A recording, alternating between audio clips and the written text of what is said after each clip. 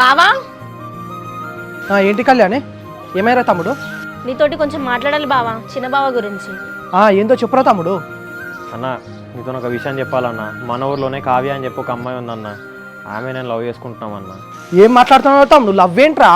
ఎప్పటి నుంచి జరుగుతుంది ఇదంతా? 3 months అవుతుందన్న. ఆ అమ్మాయి అంటే నిజంగా నాకు చాలా ఇష్టం అన్న. అరే తమ్ముడు, నీకు మన ఫ్యామిలీ గురించి మొత్తం తెలుసు కదరా.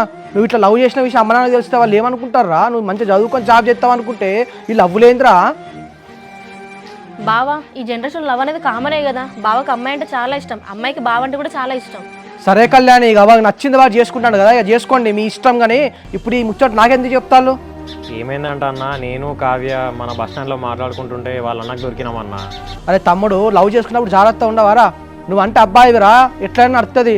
అలా అమ్మాయి వాళ్ళ ఇంట్లో ఎన్ని ప్రాబ్లమ్స్ ఫేస్ చేస్తుంది, ఇంత వాళ్ళు అన్న ఏమంటాను మరి? బావా అక్కడ ఆల్రెడీ అమ్మాయిని వాళ్ళ ఇంట్లో టార్చర్ చేస్తున్నాడు వాళ్ళ అన్న. ఇప్పుడు మీతో మాట్లాడదాం మన ఇంటికి కూడా వస్తున్నాడట. వాళ్ళ అన్న ప్లేస్లో నేనున్నా కూడా అదే చేస్తా. ఇన్ని రోజులు పరుగుగా బతికినావురా, కథం అయిపోయిందిరా. ఇప్పుడు నీ వల్ల వాళ్ళ అన్న ఇంటికి వచ్చి లొల్లి ఎత్తే ఊళ్ళో అందరికి తెలుస్తుంది, మన ఇంట్లో వాళ్ళందరికీ తెలుస్తుంది.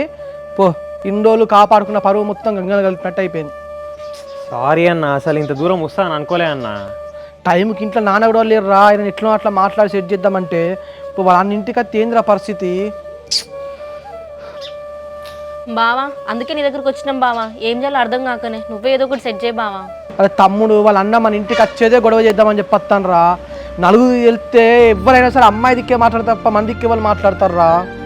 ప్లీజ్ బావా ఏదో ఒకటి చేసి ప్రాబ్లమ్ సాల్వ్ చేయి, ఏదంటే తర్వాత మాట్లాడదాం కానీ. అదే మనం చెప్తే ఏడింటారా? ఇప్పుడు ఆయన అన్ని విషయాలు వాళ్ళ చెల్లె గురించి ఆలోచించడం అయితే ఈ ముచ్చట అక్కడనే మర్చిపోయి వాళ్ళ ఇంట్లోనే ఉండాలి. కానీ మన ఇంటికి వస్తానంటే కంపల్సరీ గొడవ చేద్దామని వస్తాను రా. నలుగురు వెళ్తే పరువు మొత్తం పోతుంది ఇక.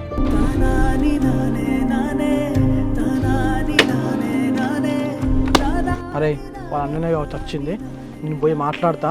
నేను పిలిచేదాకా మీరు అట్లా రాకండి, ఇక్కడనే ఉండాలి.